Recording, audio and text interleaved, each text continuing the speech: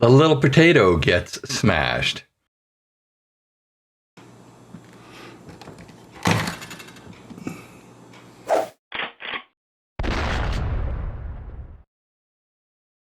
Hey y'all, welcome to my channel. I hope you're having a great day.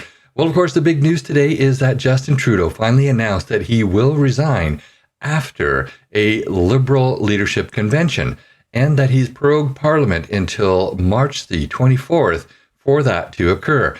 So, hey, we should all be happy, right? Well, of course we all are, but there may be some issues coming up in the near future. First off, let's go to what he said in his resignation, and then we'll carry on from there.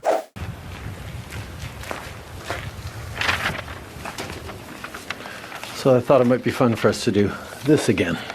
Every morning I've woken up as Prime Minister. I've been inspired by the resilience, the generosity, and the determination of Canadians. It is the driving force of every single day I have the privilege of serving in this office. That is why, since 2015, I've fought for this country, for you, to strengthen and grow the middle class. Why we rallied to support each other through the pandemic, to advance reconciliation, to defend free trade on this continent, to stand strong with Ukraine and our democracy, and to fight climate change and get our economy ready for the future. We are at a critical moment in the world. My friends, as you all know, I'm a fighter.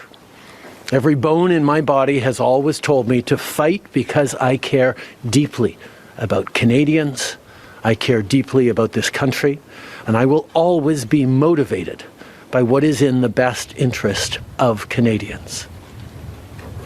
And the fact is, despite best efforts to work through it, Parliament has been paralysed for months after what has been the longest session of a minority parliament in Canadian history. That's why this morning I advised the Governor-General that we need a new session of Parliament. She has granted this request, and the House will now be prorogued until March 24th. Over the holidays, I've also had a chance to reflect and have had long talks with my family about our future. Throughout the course of my career, any success I have personally achieved has been because of their support and with their encouragement. So last night over dinner, I told my kids about the decision that I'm sharing with you today. I intend to resign as party leader, as Prime Minister, after the party selects its next leader through a robust, nationwide, competitive process. And he goes on to lie and say a whole bunch of other stuff, but at least we know that he is resigning after the Liberals choose a new leader. So what did Pierre Poilievre have to say about this? Good day. Canadians desperate to turn the page on this dark chapter in our history might be relieved today that Justin Trudeau is finally leaving. But what has really changed? Every Liberal MP in power today and every potential Liberal leadership contender fighting for the top job helped Justin Trudeau break the country over the last 9 years. All Liberal politicians actively worked to pass into law the job-killing inflationary carbon tax, a tax that Carbon Tax Carney endorsed in his book. All supported a law quadrupling the tax over the next 5 years. All voted for or actively supported Trudeau's out-of-control spending, debt, and immigration. All passed Trudeau's housing policies that doubled the cost of homes. All Liberal politicians helped pass catch-and-release bail and house arrest for the most rampant reoffenders. Policies that increased violent crime 50%, gun crime 116%, and hate crime by 250%. So given that Liberal MPs and leadership contenders unanimously supported everything Trudeau has done, why dump him now, right before an election? Have they had a change of heart? Is it because they feel guilty that they doubled housing costs, hiked taxes, unleashed crime, broke immigration, forced a quarter of the population into poverty? No. They continued supporting Trudeau when he did all of those things. No, their only objection is that he is no longer popular enough to win an election and keep them in power. They want to protect their pensions and paycheck by sweeping their hated leader under the rug months before an election to trick you and then do it all over again. Now, while leaderless Liberals focus on saving their jobs and fighting each other for power, the country spirals out of control, an out-of-control housing emergency, an out-of-control migrant crisis, an out-of-control $62 billion deficit, not to mention tariff threats from the United States. Oh, and another NDP Liberal carbon tax hike kicks in this April 1st. Everything's out of control, and now the government is out of control. This cannot go on. We need a carbon tax election now to choose between the NDP Liberal costly coalition that taxes your food, punishes your work, doubles your housing costs, and unleashes crime and drugs in your community, or common sense Conservatives who will axe the tax, build the homes, fix the budget, and stop the crime. Canadians can take back control of their lives and their country. Take back control of our border. Take back control of immigration. Take back control of spending, deficits, and inflation. Take back control of our streets by locking up criminals, banning drugs, treating addiction, and stopping gun smugglers. We'll cap spending, axe taxes, reward work, build homes, uphold family, stop crime, secure borders, rearm our forces, restore our freedom, and put Canada first.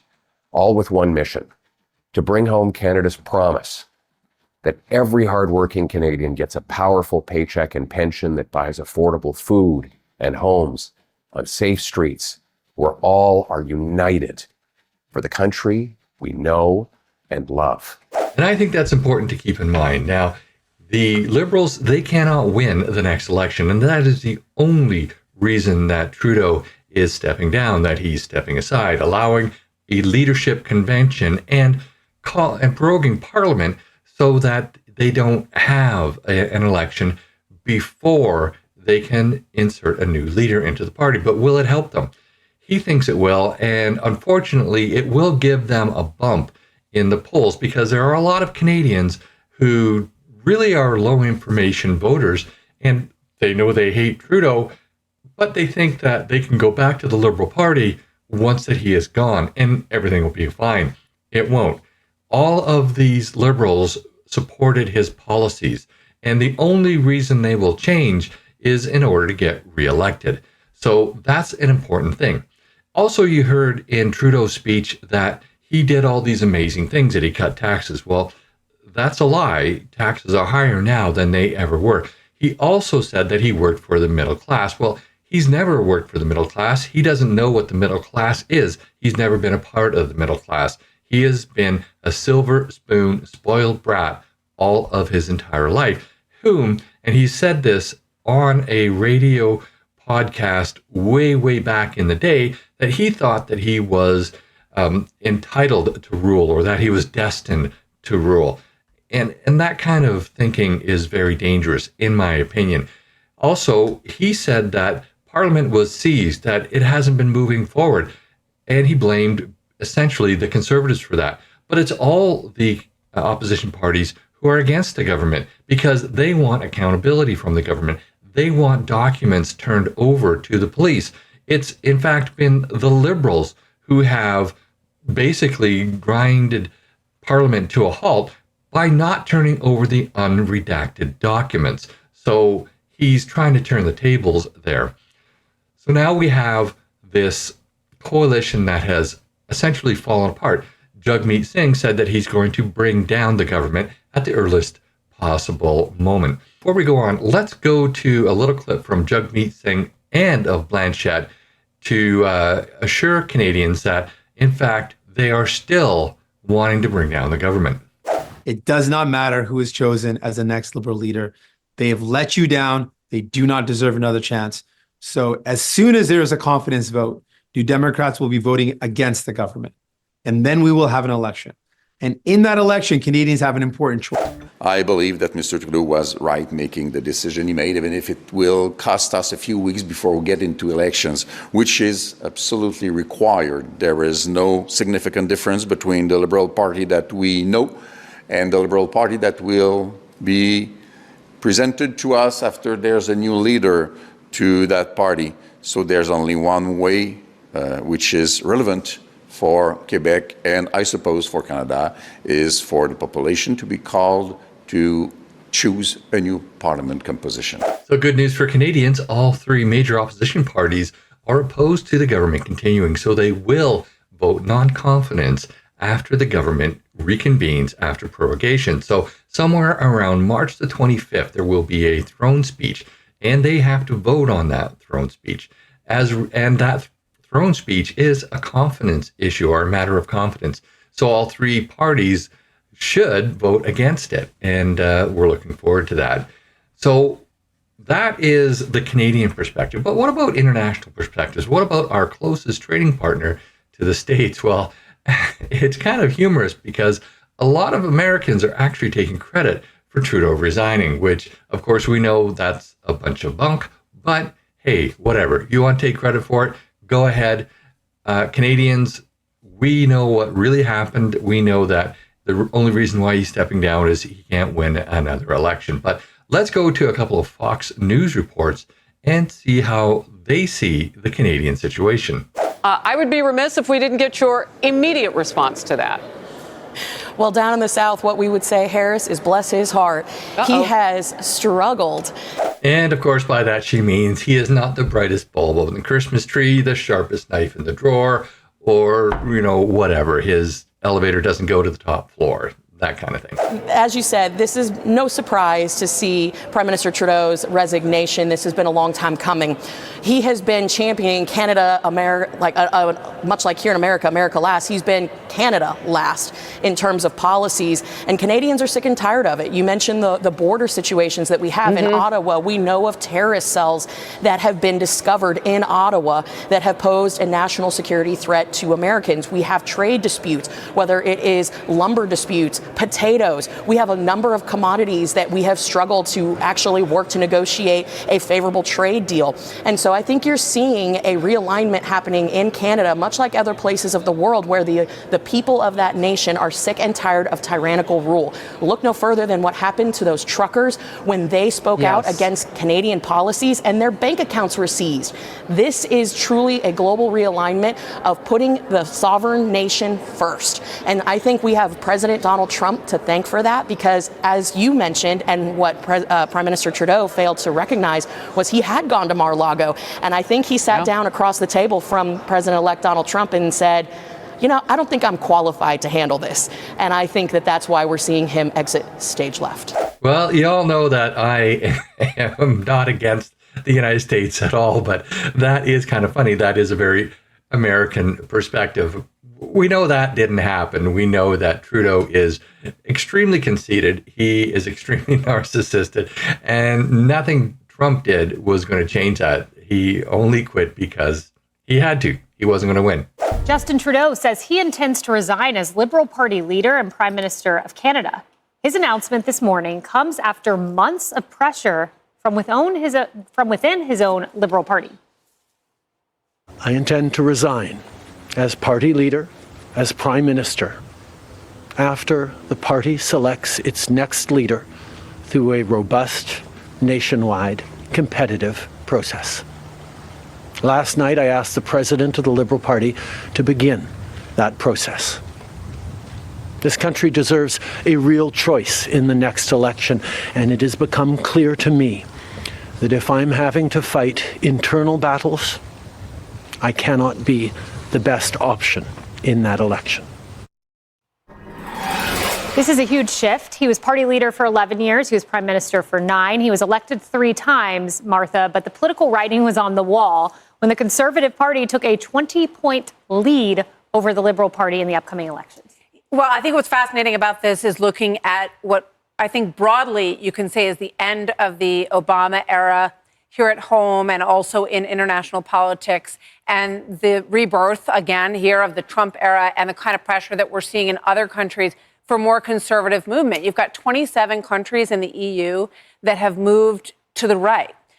Here at home, 90% of counties moved to the right. And when you think about Trudeau, you think about him, the blockade, the truckers' blockade against the vaccine mandates in Canada. You think about his constant push for climate change while housing prices were rising and inflation was rising in Canada, being out of touch essentially with what was on people's minds and what was concerning Canadians. And so he's paying the price for that. I think we're seeing a lot of foreign leaders pay the price for that. There is this Pierre Poilievre, who is likely, he's sort of called the Canadian Trump. And it's going to be very interesting to see if there's support for him and if President Trump has sort of a more kindred spirit north of the border. Yeah, and Emily, it's funny because, you think about recent history and Trudeau goes down to Mar-a-Lago. Trump takes this swipe and talks about Canada being the 51st state and he's welcome to be the governor. And then Trudeau kind of bit back in maybe a little bit of hubristic way. Watch this. The United States voted for a second time to not elect its first woman president. Everywhere, women's rights and women's progress is under attack, overtly and subtly. But I want you to know that I am, and always will be, a proud feminist. I mean, I guess he'll be a proud feminist from the sidelines. Yeah, exactly, from his unemployed couch.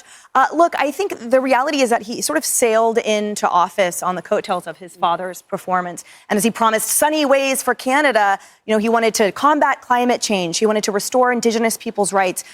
He wanted to do things like, stand with feminists. But the reality is that the country fell apart economically. So those things are... The Indigenous people's equality is absolutely paramount. But the things like combating climate change, these sort of fluff things paled in comparison to those under his watch that were struggling to put food on the table. And when you coupled that with his regulatory hammer, I mean, that was an incredible fist for him to rule with, and it didn't make any sense. And you remember that viral moment where he interacted with a steelworker, I believe, who said, you're not really doing anything for us, Justin.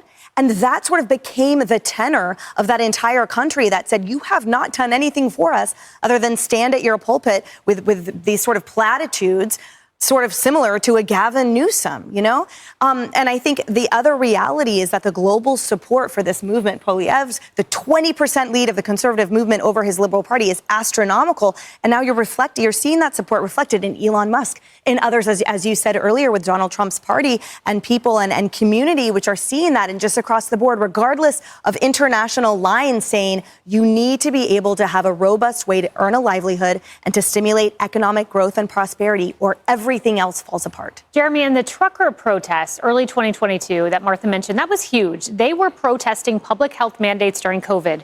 And they had this Emergencies Act in Canada, passed in 1988, never before used. But oh wait, Justin Trudeau uses it. Then there's this Bloomberg headline that banks were collecting information on the truckers. It was positively Orwellian, the way the Freedom Convoy was treated. That's exactly right. We even heard some reports of their bank accounts being frozen for some of the truckers. Yeah. I mean, it was absolutely ridiculous. And honestly, this show is a cautionary tale for leaders in power. If you start to get disconnected from the people that you have been elected to represent, you won't stay in office for long. And honestly, it was funny. I have a little kind of anecdotally, I saw this firsthand with Justin Trudeau. But when I was in Ukraine training the Ukrainian armed forces, we had Canadian service members who were there with us, and Justin Trudeau came to visit. So he comes to a military base, where his service members are deployed, showing up. He's got, no tie on. He's got just a blazer, his aviators on, khaki, just like hanging out. He takes one picture with them and says that they can't come and approach him afterwards. They were not even allowed to, I don't even know if they were able to shake his hand, some of the kind of rank and file soldiers.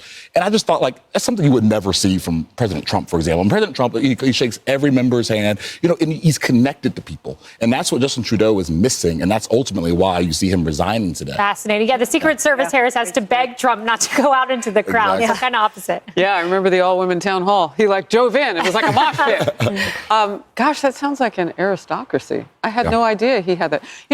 What you said, though, Martha, resonated with me so much because he's like Biden. He's out of touch. This isn't like an age thing. This is a political thing. Yeah. Biden could have been 50. It wouldn't have mattered. Could have been 30, 38. Wouldn't have mattered. He was out of touch. And a guest last hour, Cassie Smedley, who was the deputy communications team director for the RNC, told me something really interesting. This has been going on for 20 years. Well, just think 12 of the last 16 Democrats have been in the White House. So this is kind of instilled. This wasn't just a fumble on the football field one weekend and then everybody voted on November 5th. This was baked into their bloodstream as Democrats. I don't know that you shake that right away. And so even when they replaced Justin Trudeau to the north in the Liberal Party, I mean, well, there was one woman, I guess he wasn't quite far left enough, Chrystia Freeland, who was his deputy prime minister. She quit. The person who replaced her, Dominic LeBlanc, well, he wasn't happy either. He took over for her. They're a couple of the front runners in this for the Liberal Party. I don't know if it's your politics that are broken. If you're out of touch with people, as you said, Martha, who cares who they replace him with? It's got to be somebody else. And again, I keep saying those hundreds of miles of border up there that have to be secure. This is a national security issue. We need somebody up north we can actually talk to and have action done with. It's not going to be him. I doubt it's going to be anybody in his party. Yeah. And maybe the next Prime Minister of Canada won't take swipes at the entire American population for not having a woman in charge. So Canadian politics is finally getting noticed south of the border, but for pretty much all the wrong reasons.